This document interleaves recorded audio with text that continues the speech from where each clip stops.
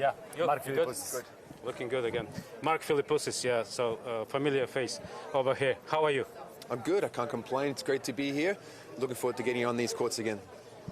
It's nice to be here again, especially because of your style of play. You love Wimbledon. You like Wimbledon. Yes. Well, I love grass. It's my favorite surface. I love to serve and volley. I love to come to the net. So this surface is something that suited my game very well.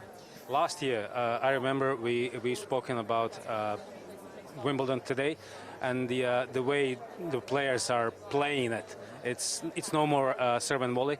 It's not like grass that used to be. Has something changed this year, or how do you see it now? No, I think it's the same. You know, the surface has changed. It's grass, but it's slower than it used to be. The ball's bouncing higher. Is it even slower than the last year? I think it's close. Maybe a touch. Maybe a touch. You know, getting out here in the last weeks in Orangi. You know, I'll hit out here today on these courts, the Champions courts, and we'll see. But I think it's very similar. It's not fast, to put it that way. It's definitely not faster than last year. Can you say that that's the trend when it comes to Wimbledon? It's getting slower and slower, or maybe not?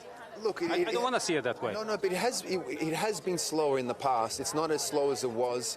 There was years ago, I remember the players saying that the French Open was faster than the grass, and that was the players saying it's not me, which was crazy to hear. But it depends on how the grass is cut and how it's flattened and the way they prepare it. You know, they can make it as fast or slow as they want. But of course, we hope it doesn't go too slow, because at the end of the day, grass is grass.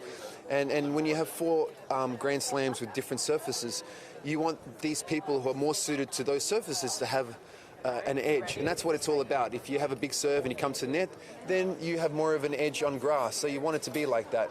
I think the game is very physical, so we're seeing a lot of rallies.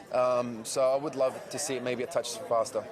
Talking generally about tennis, and can you point us in which direction tennis is developing? I know it's a hard question, but is it more physical than it used to be? It's definitely more physical than it used to be. Guys are definitely stronger and fitter. They're working smarter, and I think it's also smarter off the court with the technology. They're using technology to help their fitness in the way they train, in the way they eat. You know, also then you got the technology of the rackets and the strings, and a lot of guys. Everyone's hitting the ball hard. Everyone can serve over 120 miles an hour with these rackets and these strings now, whereas before with the rackets and the gut, there's only a handful of guys that would serve consistently over 120. So the game has changed. It's gotten physically stronger. Who do you see in the final? Everybody's talking about Alcaraz and Novak.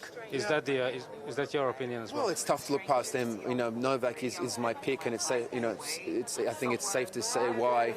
Winning the first 2 Grand Slams of the year, I'm sure his mind is on the calendar slam. He's been in close a couple of times. He's looking very comfortable. He hasn't lost on this court for a very long time. And you know, where do you go against him in a best of 5 set match? You know, you might see him lose some best of 3 set matches. It's different. There's only 2 sets you have to win. You can get, you know, he might lose focus. He might come out slow. You might get a little lucky. That's a different story. But best of 5, it's a whole different thing. Mark, thank you very much. Pleasure.